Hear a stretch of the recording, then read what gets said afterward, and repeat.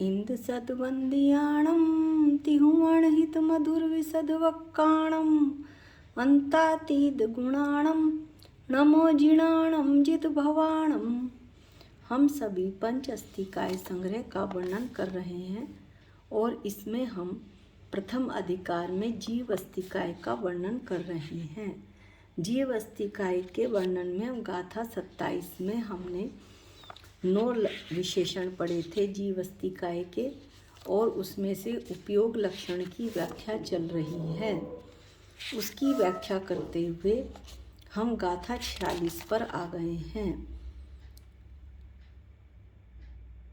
गाथा 46 से पहले हमने गाथा 45 पढ़ी थी, जिसमें यह क्या कहा गया था कि द्रव्य और गुण अविभक्त प्रदेशत्व स्वरूप होते हैं, अर्थात प्रदेश की अपेक्षा से अभेद होते हैं और अनन्यपना होता है इनमें। यह बात आचार्य ने सिद्ध करी थी, स्वरूप की अपेक्षा से भी अभेद होते हैं। इसी बात को आचार्य ने गाथा 46 में बताया है। किस तरह बताया है ये हम अब गाथा 46 को जब पढ़ेंगे तब हमें समझ में आएगा। हम गाथा पाठ करते हैं। वव देसा संठाणा संखा विषया या होन्ति ते बहुगा ते तेसिम णनरत्ते अनडत्ते चावी विजजन्ते। अन्व्यार्थ वव देशा व्यपदेश संठाणा संस्थान संख्या संख्याएं या और विषया विषय बहुगा ते होन्ति अनेक होते हैं। ते वे व्यपदेश आदि यानी व्यपदेश संस्थान संख्याएं और विषय। तेसिम णनरत्ते द्रव्य गुणों के अन्य पने में। अणत्ते चावी तथा अनन्य पने में भी विजनते हो सकते हैं। यहाँ क्या कहना चाहते हैं आचार्य कि जो व्यपदेश है, व्यपदेश क्या होता है ये भी अभी बताएंगे। संस्थान यानी आकार, संख्याएं यानी संख्या और विषय यानी आधार, ये अनेक होते हैं और ये द्रव्य और गुणों के अन्य पने में भी होते हैं यानी भेद रूप भी होते हैं, और अनन्य पने में भी होते हैं यानी अभेद रूप भी हो सकते हैं। अब अमृतचंद आचार्य किस तरह टीका में इस बात का विश्लेषण बड़े सुंदर तरीके से करते हैं, ये टीका पाठ करते हैं हम, तब हमें पता चलेगा। यहाँ व्यपदेश संस्थान संख्याएं और विषय आदि ये जो एकांत है, इससे द्रव्य गुणों के अन्य पने के कारण होने का खंडन किया गया है। जो बात गाथा 45 में बताई थी उसे ही गाथा 46 में आगे बढ़ाते हुए कहते हैं आचार्य कि द्रव्य और गुण में अनन्यपना होता है, अन्यपना नहीं होता। अब व्यपदेश क्या है? व्यपदेश कथन को कहते हैं। इस गाथा में ऐसा समझाया है कि जहाँ भेद हो वहीं कथन आदि घटित हो, ऐसा कुछ नहीं है। जहाँ अभेद होता है वहाँ भी ये घटित होते हैं। इसलिए द्रव्य और गुणों में जो व्यपदेश संस्थान संख्याएं और विषय आदि होते हैं, वे कहीं किसी भी तरह द्रव्य और गुणों के भेद को सिद्ध नहीं करते, यानी द्रव्य और गुण अभेदी हैं। अब हम देखते हैं कि व्यपदेश और को कैसे आचार्य ने टीका में समझाया है। टीका पाठ करते हैं। जिस प्रकार देवदत्त की गाय, इस प्रकार अन्य पने में षष्ठी व्यपदेश छठवीं विभक्ति का कथन होता है। क्या कहना चाहते हैं आचार्य कि देवदत्त की गाय, गाय का संबंध किससे है? देवदत्त से। इसलिए जो कारक हमने 7 कारक हमने पढ़े थे, बहुत छोटी क्लास में ही पढ़ लिए थे। कर्ता, कर्म, करण, संप्रदान, आपादान, संबंध, अधिकरण, इसका भी अभी हम अच्छे से खुलासा करेंगे। तो ये कारकों में से जो संबंध कारक है वो देवदत्त की गाय में बनता है। देवदत्त की गाय इस प्रकार अन्य पने में, यानी देवदत्त अलग है, गायें अलग है, छठवीं विभक्ति का कथन हो रहा है। छठवीं विभक्ति का जो कथन हो रहा है वो अन्य पने भेद में के साथ हो रहा है। इसी प्रकार वृक्ष की शाखा, द्रव्य के गुण, ऐसे अनन्य पने में भी षष्ठी व्यपदेश होता है। अब ये कहते हैं कि ये जो संबंध कारक है देवदत्त की गाय में तो भेद सहित वर्णन हुआ, और वृक्ष की शाखा कहीं अलग नहीं है और वृक्ष कहीं अलग नहीं है, शाखा वृक्ष में से ही निकल रही हैं, इसलिए वृक्ष की शाखा अभेद हैं। गुण कहीं और हैं और द्रव्य कहीं और हैं। ये हमने पहले भी पढ़ चुके हैं कि यदि द्रव्य गुण से अलग हो जाए तो द्रव्य अनंत हो जाएंगे, और गुण द्रव्य से अलग हो जाए तो द्रव्य का ही अभाव हो जाएगा। गुण कहीं और हो, द्रव्य कहीं और हो, ऐसा नहीं हो सकता। गुणों के समुदाय को ही द्रव्य कहते हैं। इस तरह से ये जो संबंध कारक है, षष्ठी व्यपदेश है, ये अभेद में भी घटाया जाता है। अब सातों कारक घटाकर आचार्य दिखलाते हैं दृष्टांत में, जिस प्रकार देवदत्त फल को अंकुश द्वारा धनदत्त के लिए वृक्ष पर से बगीचे में तोड़ता है, ऐसे अन्य पने में कारक व्यपदेश होता है, यानी 7 कारक इसमें भेद सहित घटाए जा रहे हैं, क्योंकि यहाँ पर देव जो कार्य हो रहा है वो देवदत्त धनदत्त के लिए कर रहा है।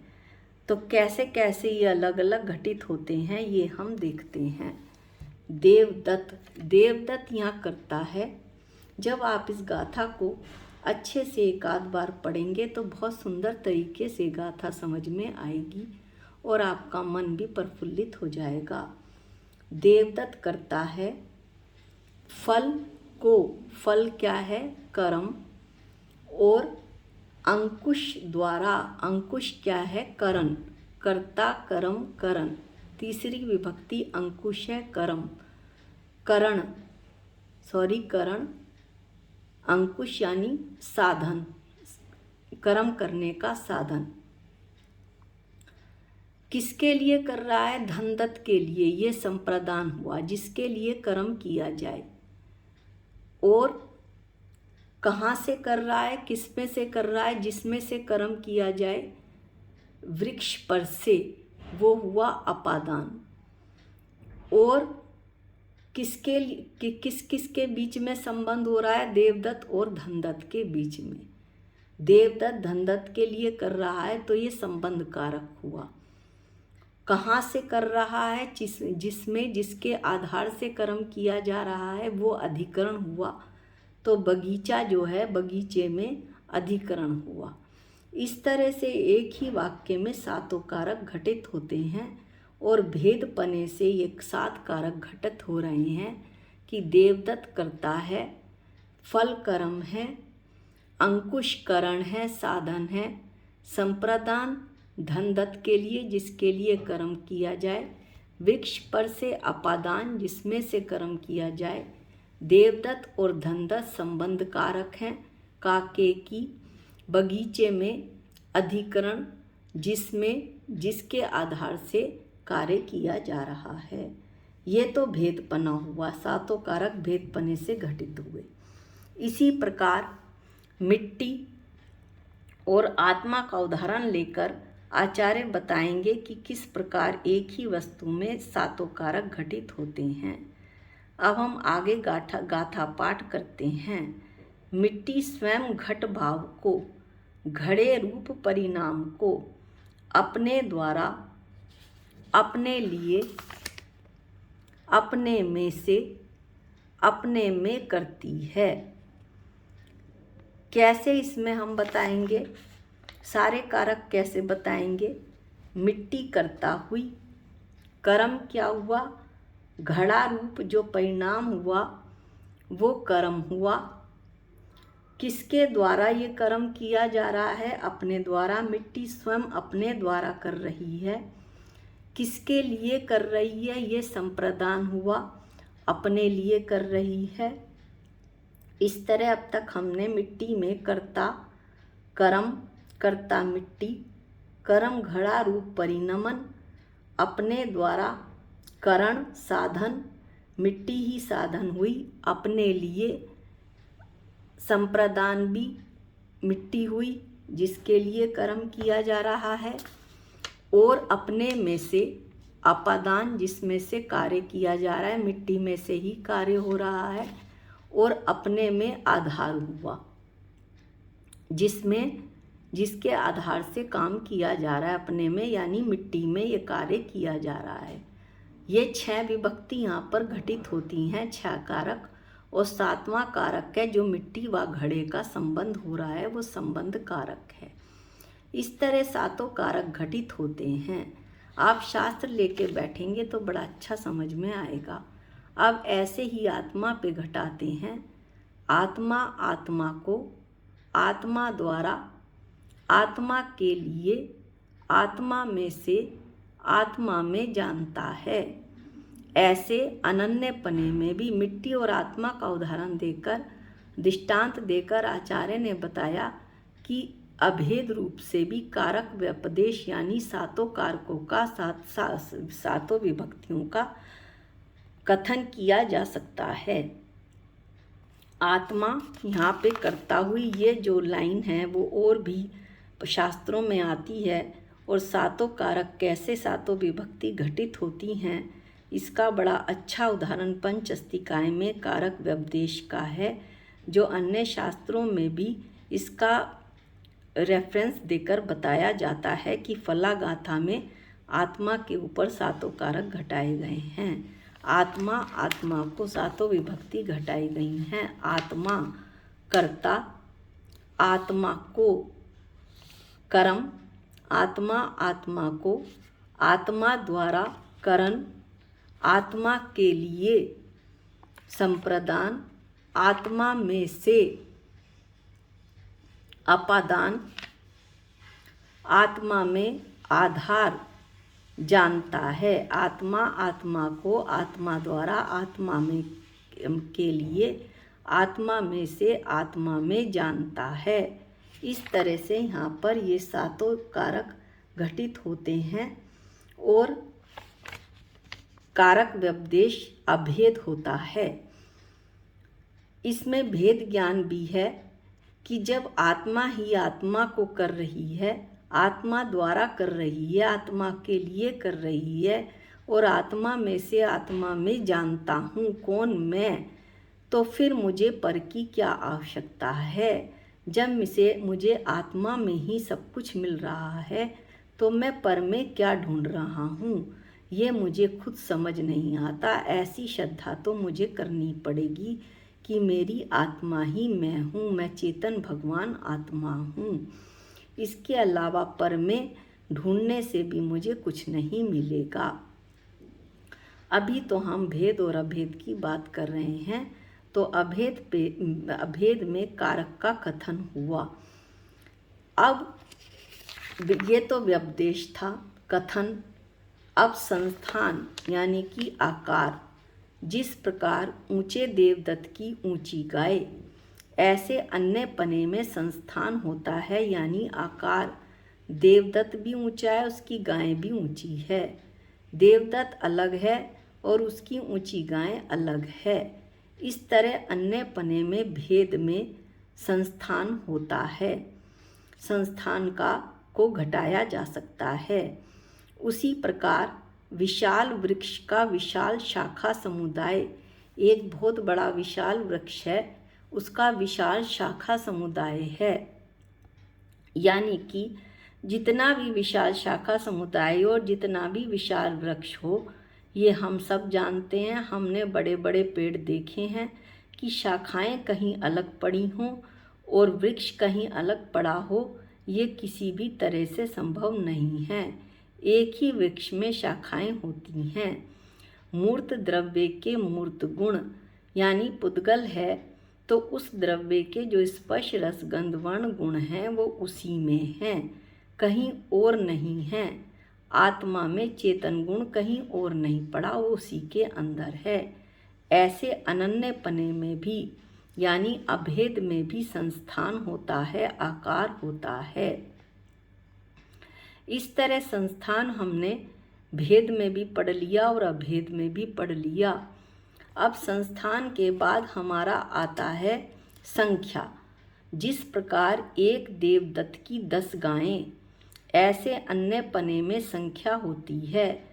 भिन्न भिन्न द्रव्य हैं, देवदत्त भिन्न द्रव्य है, 10 गायें भिन्न द्रव्य है, इसलिए इसमें भेदपना है। भिन्न भिन्न द्रव्य होने के कारण देवदत्त 1 है, गायें 10 हैं, इसलिए भेदपने में संख्या होती है।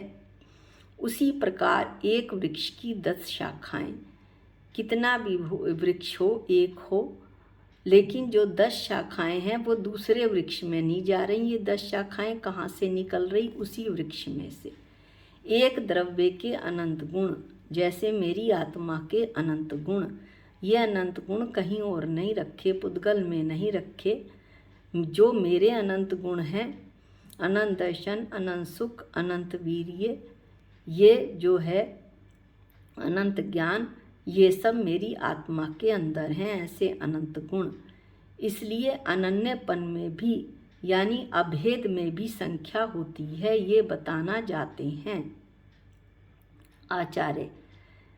संख्या की बात आ गई समझ में कि जो संख्या है वो भेद सहित भी घट रही है और अभेद सहित भी घट रही है।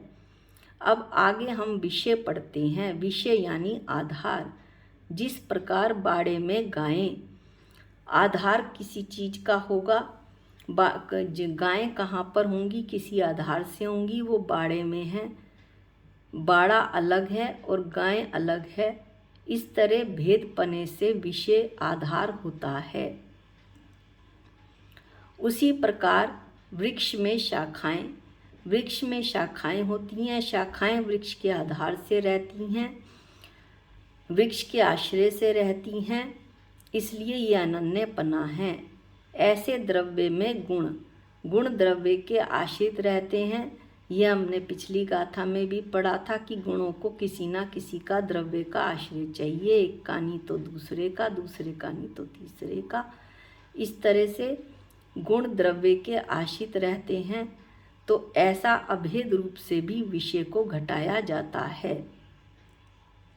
इसलिए आचार्य कहते हैं कि व्यपदेश, संस्थान, संख्या और विषय, ये सब तो हमने अभेद और भेद में घटा दिया, लेकिन द्रव्य और गुणों को हम इस तरह से नहीं कर सकते। द्रव्य और गुणों में वास्तव में वस्तु रूप से भेद सिद्ध नहीं किया जा सकता। द्रव्य और गुण तो प्रदेश रूप से उनमें अविभक्त पिनपना है और स्वरूप रूप से अनन्यपना है। ये इन सभी गाथाओं में, पिछली 2-3 गाथाओं में ये बात आचार्य सिद्ध करते आ रहे हैं, क्योंकि वे हमें वस्तु का स्वरूप समझाना चाहते हैं। जीव अस्तिकाय को समझाते वे वस्तु के स्वरूप की सिद्धि करवाना चाहते हैं। इसलिए इसमें सबसे अच्छा उदाहरण जो दिया है गाथा 46 में, वो आत्मा का दिया है। सब कुछ तो मेरी आत्मा में ही है, आत्मा में ही निराकुल सुख है। मैं क्यों पर के सुख में पागल हूँ, क्यों पर की इच्छा करता हूँ, ये मुझे खुद नहीं समझ में आता।